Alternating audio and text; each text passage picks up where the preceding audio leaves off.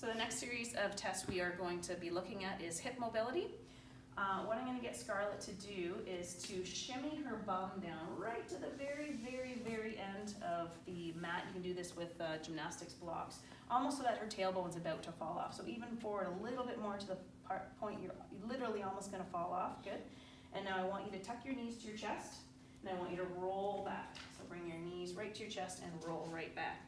Now, because her tailbone is not flush to the end, I'm just, going to get her to scoot forward just a little bit more. And I'd like you to tuck one knee to your chest, please, and hold on to it. Okay, she's going to hold on to that as tightly as possible, and don't straighten this, just let this leg hang. Let it hang out and do whatever it would like.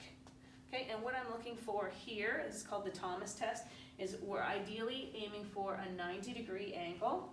So she's just a little bit shy of that 90-degree angle, which may suggest that the quad's a little bit tight. If her hip flexors were tight, the leg would be hanging like so, and if her IT bands are tight, the leg kind of wings out to the side. Scarlett has a little bit of a side wing. As a coach, you don't have to worry about, and I'm going to get her to do both sides, you don't have to worry about which one is which and which muscle is tight. If she does not get, and you want her to tuck in nice and tight here so that low back stays flush. If there is one side that it is tight, we're going to be doing the quad and hip flexor range of motion release anyway. So what I'm going to have her do, that's something that I'm going to suggest for her because she's a little bit tight in her quad there, not quite getting that angle. Okay? Do you feel any resistance when I do that? A little bit, okay. Interestingly, I don't feel much resistance, which makes me think that maybe she's not as tight as the test suggests, but I think still, irregardless, it's going to be valuable for her to do. Okay, and you can hop back up. Good. Next one I'm going to get her coach to be involved in. We're going to do a series of hamstring flexibility tests. She's going to lie with her head nice and close to the edge there, and feet extended. You're going to cue the athletes to just set the core just a little bit. So draw the belly button in, a little bit of a gentle pressure of an imaginary grape. She's going to keep one leg completely straight, try to pull the shoulders back. I want you to lift your right leg up as high as you possibly can. So the first one is what we call active. So Scarlett's doing all the work here. And so if I do have a goniometer, I'm taking a measurement.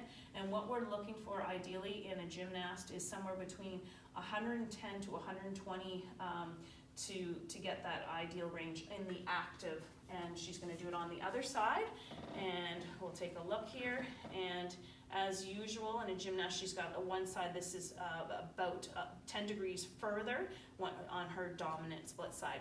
Now we're going to get her coach to become involved and lower that leg down. She's going to go back to that original side, and her coach is just going to see how much more range of motion he can get out of her in a very safe, he's not yarding on her, it's a safe way. And what we're looking for here is to make sure there's not a huge discrepancy between her active and her passive. So this is great that we're seeing, and go to the other side, we're seeing that Scarlett does not have a huge amount of extra range that her coach can push her into. We want her to be able to access with her own strength the flexibility that she has. Now just in case, we want to test one other thing, which I don't think is a problem with Scarlett. We do core-assisted range of motion in the hamstring. So what we've got rigged up here is we've got an elastic tense on, say, a beam behind. And what she's going to do is with straight arms, she's going to set the core. She's going to bring the elastic down, make sure her shoulders stay back, and she's going to repeat that test again on her own. But now this is core-assisted, and she's going to bring that leg up and then switch sides.